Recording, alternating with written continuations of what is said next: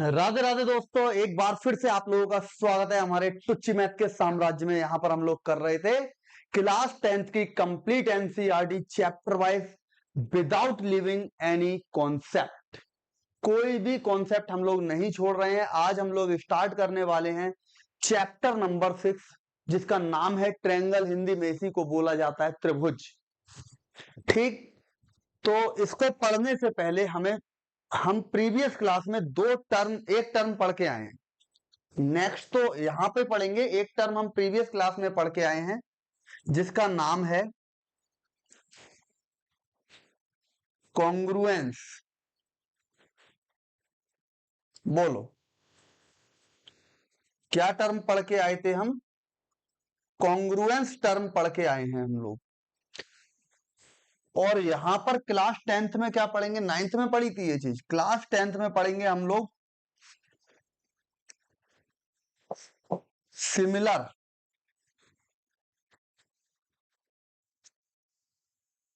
यहां पर हम लोग टर्म पढ़ेंगे सिमिलर। तो कॉन्ग्रुएंसी में मैं आपको बता दूं, सिंपल सिंपल आपने जो चीजें क्लास 9th में पढ़ी थी,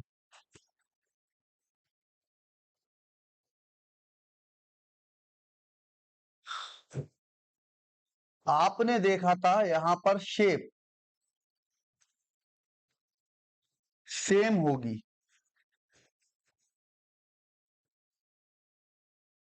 शेप एंड साइज सेम, ऐसे लिखो, शेप एंड साइज सेम होता था दोनों फिगर का।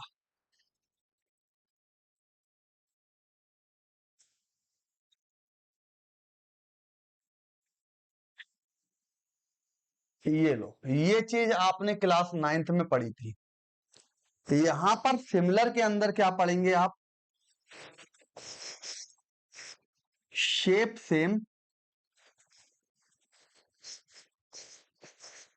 शेप सेम बट साइज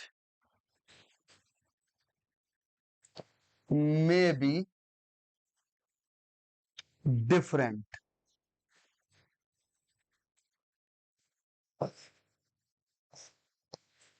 बोलो,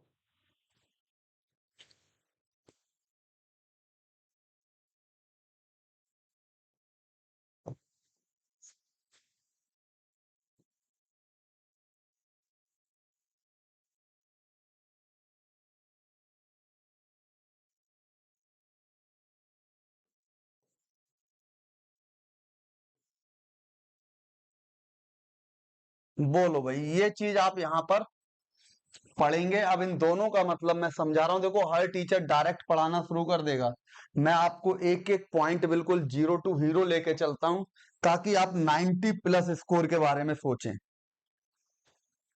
मैं टारगेट कर रहा हूं 90 प्लस पे, कि 90 प्लस स्कोर कैसे आए, आपको एक एक कंसेप्ट पता होगा तभी आएगा।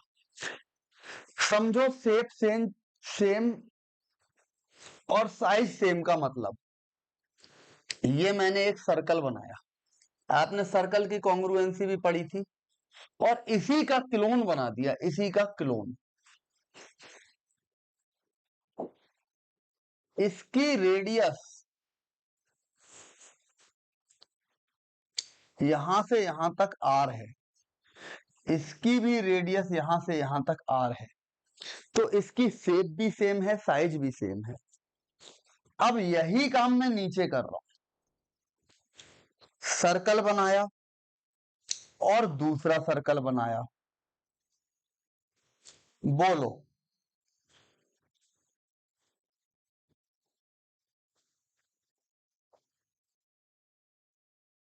इसकी रेडियस है मेरी आर और इसकी है are dash.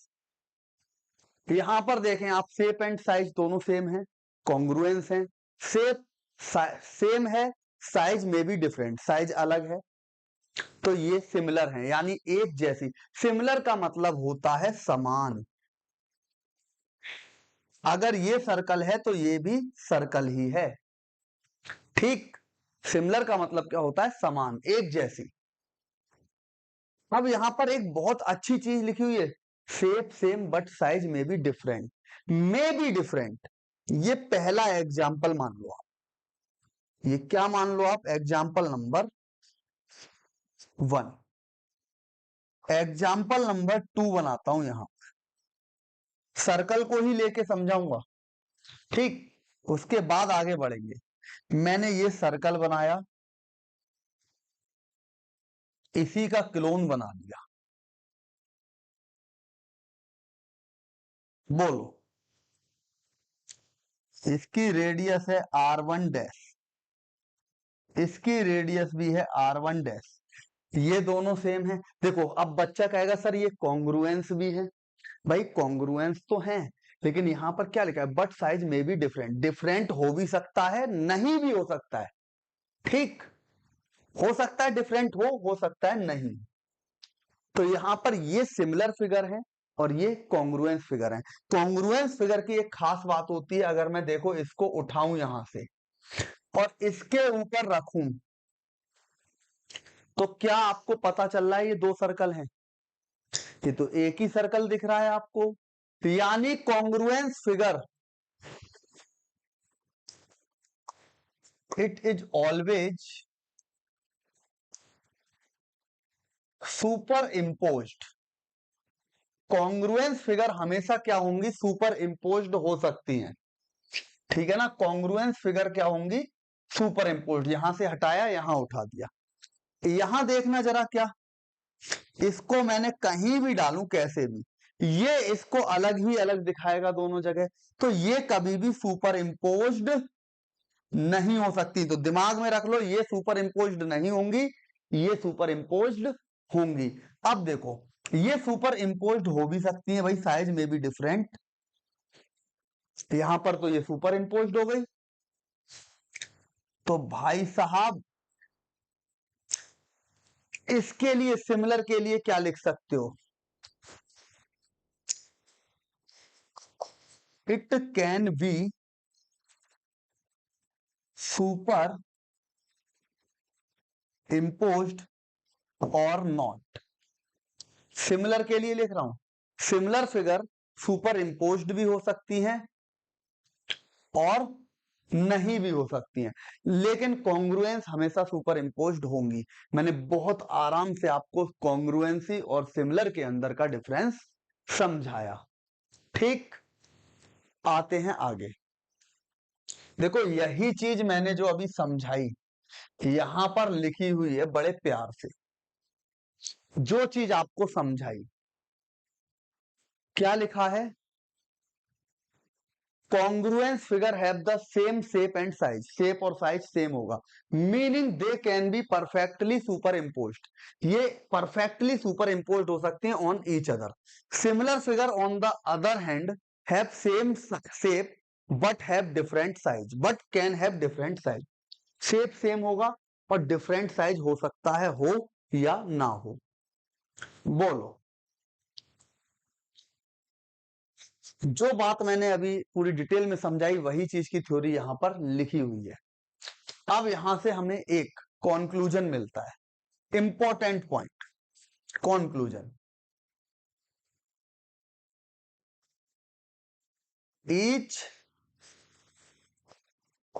Congruence figure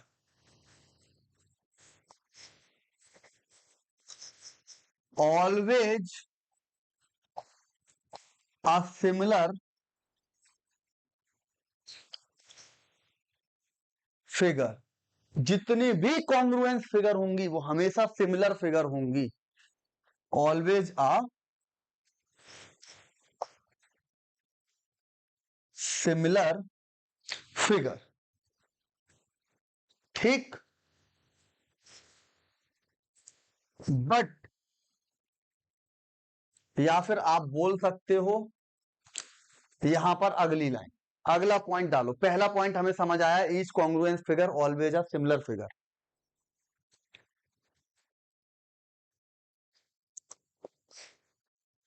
similar figure can be congruence और नॉट। बोलो, सिमिलर फिगर जो है कॉन्ग्रुएंस हो भी सकती है, नहीं भी हो सकती है, बट जितनी भी कॉन्ग्रुएंस फिगर होंगी वो सभी सिमिलर गारंटेड होंगी। इस बात की कोई भी दो राय नहीं है इसमें, इसको कोई नहीं टाल सकता। यहां तक की बात समझ आई। अब देखो यहां पर आपको पढ़ना है सिमिलर और सिमिलैरिटी, दो शब्द हैं, दो शब्द हैं, सिमिलर वर्सेस सिमिलैरिटी।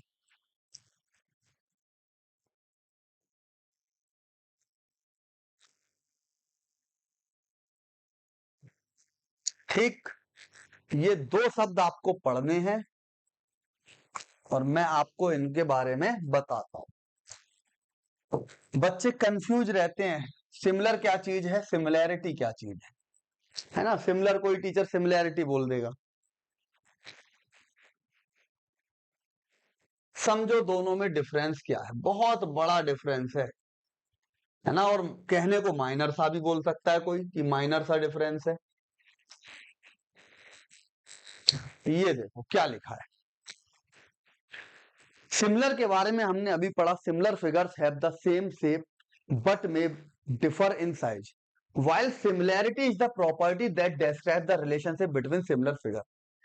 सिमिलैरिटी क्या है, सिमिलर फिगर्स तो हमें दिख रही हैं, चलो ये शेप और शेप में सेम है, साइज में डिफरेंट होगी, उनके अंदर सिमिलैरिटी क्या है, समानताएं क्या है, उनकी प्रॉपर्टीज किस तरीके से मैच कर रही हैं, उनकी प्रॉपर्टीज के बीच में क्या रिलेशन है, ये चीज कहलाती है सिमिलैरिटी, है ना। तो ये देखो ये सिमिलर है,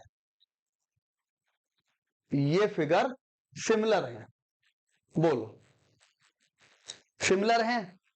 इनकी भाई साहब प्रॉपर्टीज के बीच क्या रिलेशन है, जैसे कि इसकी आर है, ये आर डैश है, तो आर अपॉन आर डैश का रेशियो क्या है, ये प्रॉपर्टी कहलाती है। 2 pi R dash, 2 pi R upon 2 pi R dash का रेशियो क्या होगा, pi R square upon pi R dash square का रेशियो होगा। इनकी ये प्रॉपर्टीज क्या है, ठीक है ना, प्रॉपर्टीज के बीच में क्या क्या रिलेशन है, तो ये क्या कहलाती है, सिमिलैरिटी। अब आ जाते हैं अपने चैप्टर की शुरुआत करते हैं, बहुत मजेदार चैप्टर है, समझो।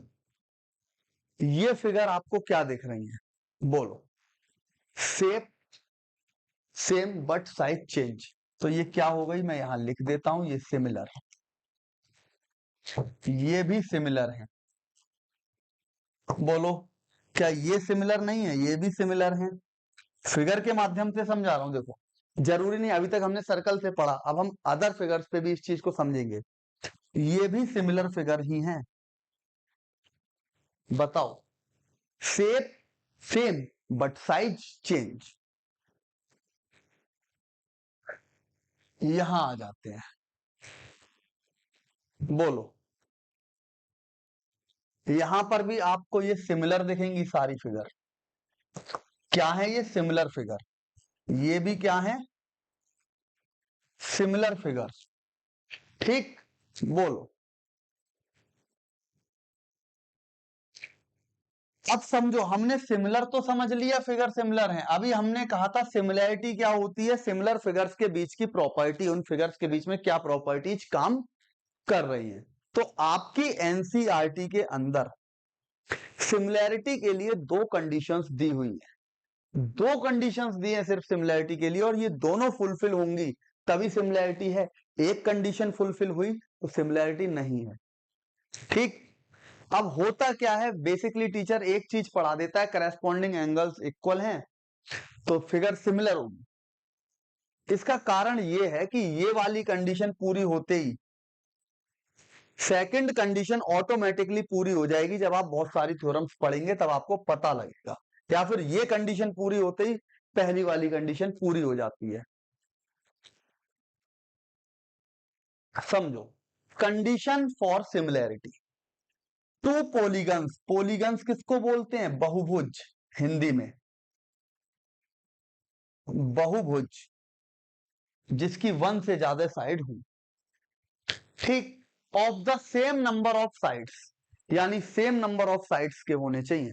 अगर यहां ट्रायंगल है तो यहां भी ट्रायंगल, अगर यहां ट्रायंगल है तो यहां स्क्वायर नहीं हो सकता, सेम नंबर ऑफ साइड्स होनी चाहिए, ठीक है ना, same number of sides are similar,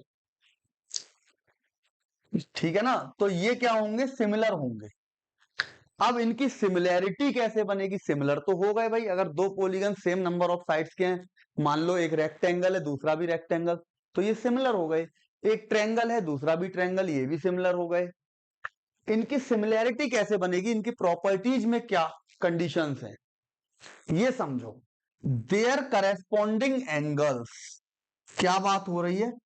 corresponding angles are equal. Corresponding angles को ही बोला जाता है हिंदी में संगत कोण। वैसे जरूरत नहीं है फिर भी लिख देता हूं, ठीक। Corresponding angles are equal, corresponding angle equal होने चाहिए, and their corresponding sides are the same in ratio और प्रोपोर्शन, यानी कि संगत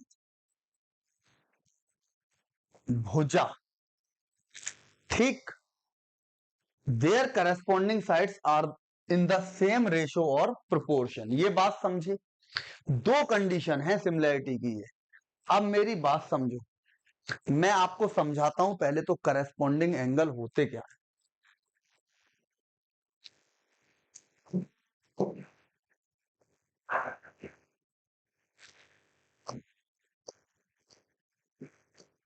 ये लो,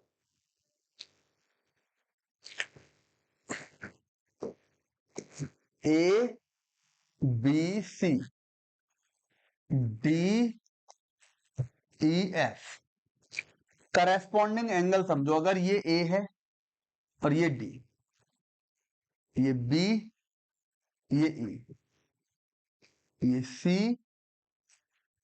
ये F, angle A equal to angle D, angle B equal to angle E, angle C equal to angle F. ये क्या है? करेस्पॉन्डिंग एंगल्स, संगत कोण, ठीक। अगर ये बराबर हैं, और दूसरी चीज करेस्पॉन्डिंग साइड्स कैसे देखते हैं? अगर ये एंगल ए है तो इसके सामने वाली साइड देखेंगे आप, बीसी, ये करेस्पॉन्डिंग एंगल ए का डी है इक्वल, इसके सामने की साइड देखेंगे ई एफ, तो इनको बोला जाता है करेस्पॉन्डिंग साइड्स। आगे बढ़ते हैं, करेस्पॉन्डिंग एंगल बी और ई है, तो इनके सामने की साइड ए सी और डी एफ, तो ये ए सी अपॉन डी एफ। इसी तरह करेस्पॉन्डिंग एंगल सी इक्वल किसके है? एफ के। ये सी और एफ करेस्पॉन्डिंग एंगल है, इनके सामने की side A B upon D, D, ये क्या हो गए? करेस्पॉन्डिंग साइड्स का रेशो। तो इनको हम किससे दर्शाएंगे? सिमिलर से, सिमिलैरिटी। सिमिलर का साइन क्या होता है? सिमिलैरिटी का साइन हमारे पास होता है ये, है ना। सिमिलैरिटी की कंडीशंस हैं तो ये क्या होगा? सिमिलर हो जाएंगे। सिमिलर के लिए आप लोग एक साइन देंगे, बोलो, ये साइन होगा सिमिलर। बात समझे? अब ऐसा नहीं है कि ये ए है ये डी है, बिल्कुल ऐसे ही ऐसे दिखेंगे आपको करेस्पॉन्डिंग एंगल। फिर समझ लो एक चीज और,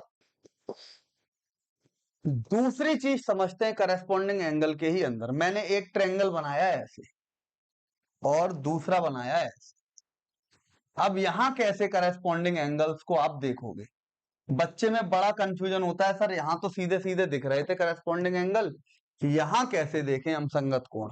तो अगर मैं लिखता हूं यहां ए बी सी, ये एंगल, ये एंगल, ये angle, D E F,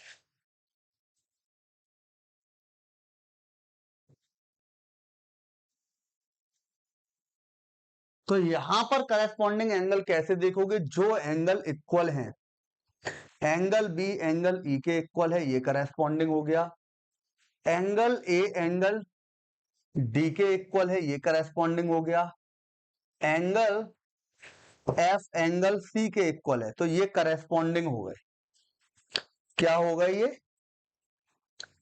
corresponding angles. अब इनकी करस्पॉन्डिंग साइड्स कैसे देखी जाए, देखो एंगल बी और यहां एंगल ए इक्वल है, एंगल बी के सामने साइड है एसी, एंगल ई के सामने एफ डी, बोलो एंगल ए के सामने कौन सी साइड है, बीसी, और एंगल यहां पर आप देखेंगे ए किसके बराबर है, एंगल डी के बराबर, डी के सामने क्या है, एफ ई। उसके बाद देखो एंगल एफ और एंगल सी, तो एंगल सी के सामने क्या साइड है, ए बी, और एंगल एफ के सामने क्या साइड है, डी, एंगल के जस्ट सामने वाली साइड कहलाएगी करस्पॉन्डिंग साइड्स। ये हो गई करस्पॉन्डिंग साइड्स रेशो। तो एंगल से मतलब होता है कौन कौन से एंगल बराबर हैं, जो एंगल आपस में बराबर हैं वही हैं करस्पॉन्डिंग एंगल्स। ठीक,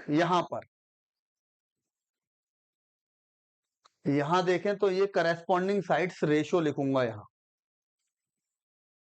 पीछे, तो ये भी क्या हो गए, सिमिलर फिगर्स। अगर ये इस कंडीशन में है तो सिमिलर और सिमिलैरिटी में मतलब समझ आ गया होगा, सिमिलैरिटी ये कंडीशन है, सिमिलर फिगर है। चलिए आपको बताना है कि ये फिगर सिमिलर है या नहीं। यहां आप देख सकते हैं, यहां लिखेंगे आप एंगल डी बराबर एंगल एफ, एंगल सी बराबर एंगल आर, एंगल पी बराबर एंगल ए, और एंगल बी बराबर एंगल क्यू। करस्पॉन्डिंग एंगल हो गए बराबर, करस्पॉन्डिंग एंगल्स, करस्पॉन्डिंग साइड्स का रेशियो इक्वल है क्या, बोलो 2.1 अपॉन 4.2, यही तो करस्पॉन्डिंग साइड्स होगी, इन दोनों एंगल्स के बीच में ये वाली साइड है, इन दोनों एंगल्स के बीच में ये वाली साइड है। आगे की बात करें 2.4 upon 4.8, 2.5 upon 5.0, 1.5 upon 3.0 equal to, ये है क्या 1/2। हर एक साइड का रेशियो 1/2 दिख रहा है, तो ये हम बोलेंगे ये फिगर्स क्या हो गई, सिमिलर। ठीक, ये सिर्फ आपकी प्रैक्टिस के लिए था, ये फिगर क्या हो गई, सिमिलर, क्योंकि करस्पॉन्डिंग एंगल भी बराबर है, करस्पॉन्डिंग साइड्स का रेशियो भी बराबर है।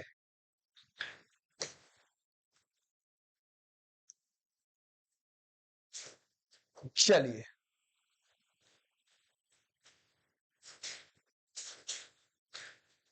ये सिमिलर हैं, ये साफ साफ आप बोलोगे नॉट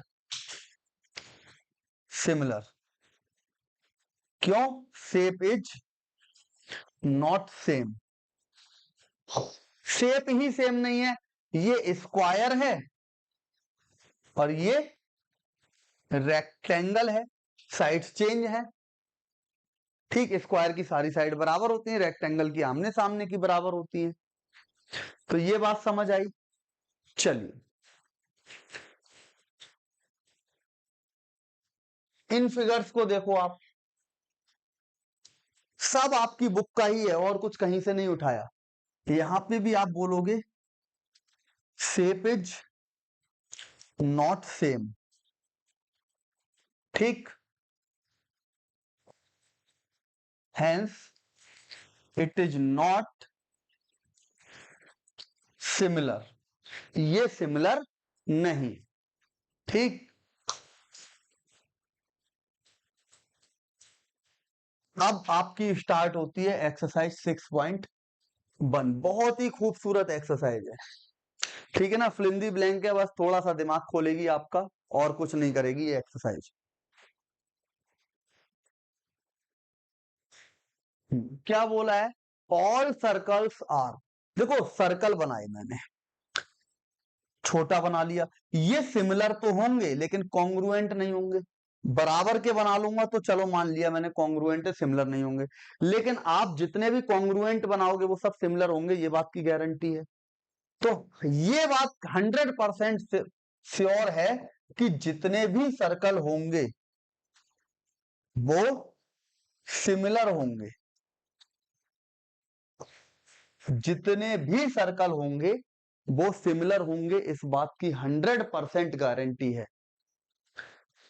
ऑल स्क्वायर्स आर, जितने भी स्क्वायर होंगे वो भी सिमिलर होंगे। कॉन्ग्रुएंट हो ना हो, सिमिलर जरूर होंगे। ऑल ट्रायंगल्स आर सिमिलर, जितने भी इक्विलेटरल ट्रायंगल होंगे वो सिमिलर जरूर होंगे।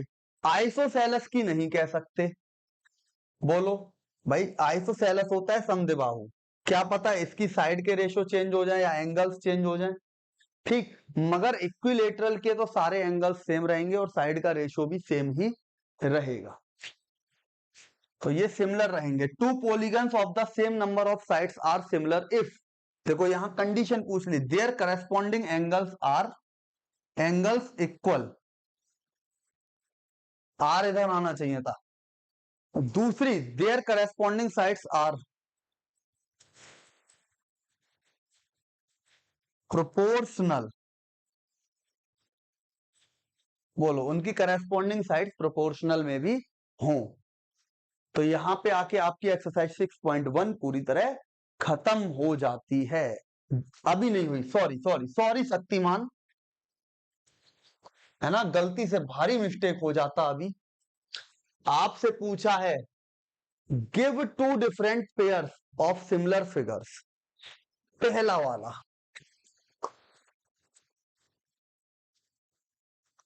दो ट्रायंगल बना लिए, सिमिलर हैं, एंगल दिखा दो कि ये बराबर हैं, ठीक। सिमिलर बनाना है मुझे, ये लाइन इसके बराबर, ये लाइन इसके बराबर, और ये तीसरा एंगल, बोलो। मैंने कॉन्ग्रुएंस दिखा दिया, each congruence figure are similar. Square बना लो, दो, रफ बना रहा हूं मैं, ठीक। A A A A, B B B B, बोलो ये भी स्क्वायर है ये भी स्क्वायर है, तो दो स्क्वायर हैं तो सिमिलर फिगर होंगी। नॉन सिमिलर फिगर बनानी है दूसरा, एक ट्रायंगल बना लो, बोलो ये तो सिमिलर हैं, और एक बना लो रेक्टेंगल। पहला एग्जांपल दो बनानी है, दूसरा देखो ये नॉन सिमिलर है, सिमिलर नहीं है, ठीक। बोलो अगर मैं एक स्क्वायर बना लूं और एक बना लूं सर्कल, तो ये भी नॉन सिमिलर फिगर हो गई। तो पहला और दूसरा मैंने आपको बताया, नॉन सिमिलर फिगर बना दी और सिमिलर फिगर्स। देख क्या कह रहा है तीसरा, state whether the following quadrilaterals are similar और नॉट। हियर लिख सकते हो आप, corresponding angles not equal, therefore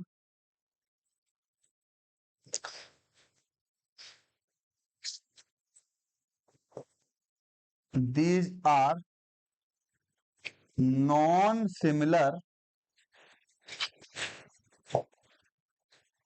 figure. ये क्या है? नॉन सिमिलर फिगर है, करेस्पॉन्डिंग एंगल्स इक्वल नहीं है। ठीक, और कई टीचर्स ये भी लिखा सकते हैं, figure are not same therefore it is not similar figures. ठीक, ये लिख दो तब भी कोई दिक्कत नहीं है। चलिए भाई,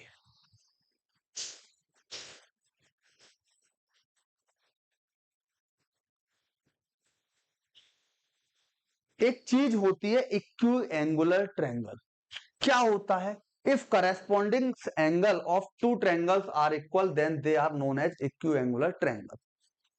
करेस्पॉन्डिंग एंगल क्या होते हैं ये आप समझ चुके हो, दो ट्रायंगल बना रहा हूं, ये अगर करेस्पॉन्डिंग एंगल्स इक्वल हो जाएं किसी ट्रायंगल के तो क्या कहलाएगा? Equiangular triangle. corresponding angles of two triangles are equal then they are known as equiangular triangle। यदि corresponding angles equal हो जाएं ट्रायंगल्स के तो क्या कहलाते हैं? इक्विएंगुलर ट्रायंगल कहलाते हैं। ठीक, बोलो, ये बात समझ आई? अब इसी इक्विएंगुलर ट्रायंगल को लेके एक ग्रीक मैथमेटिशियन थे थेल्स साहब, बहुत ही जबरदस्त उन्होंने बात कही है ना। इक्विएंगुलर ट्रायंगल्स को लेके ग्रीक साइंटिस्ट थे थेल्स, उन्होंने बहुत जबरदस्त बात कही, रिलेशन बताए इक्विएंगुलर ट्रायंगल्स के बीच में जो हमेशा सही होगा, उसी को नाम दिया गया था बेसिक प्रोपोर्शनैलिटी थ्योरम या फिर थेल्स थ्योरम, जो कि आप अगली क्लास में करेंगे और प्रूफ भी करेंगे।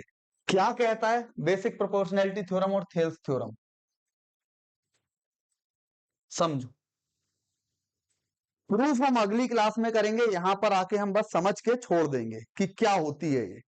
The ratio of any two corresponding sides in two equiangular triangles is always same. समझो, अगर मैं ट्रायंगल बनाऊं ए बी सी,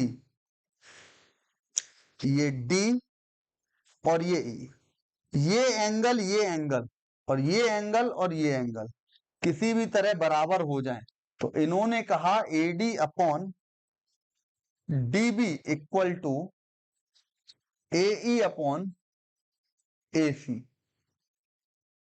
ये बात हमारी थेल्स साहब ने कही। ठीक, थेल्स साहब ने ये वाली थ्योरम दी है, यही कहलाती है थेल्स थ्योरम।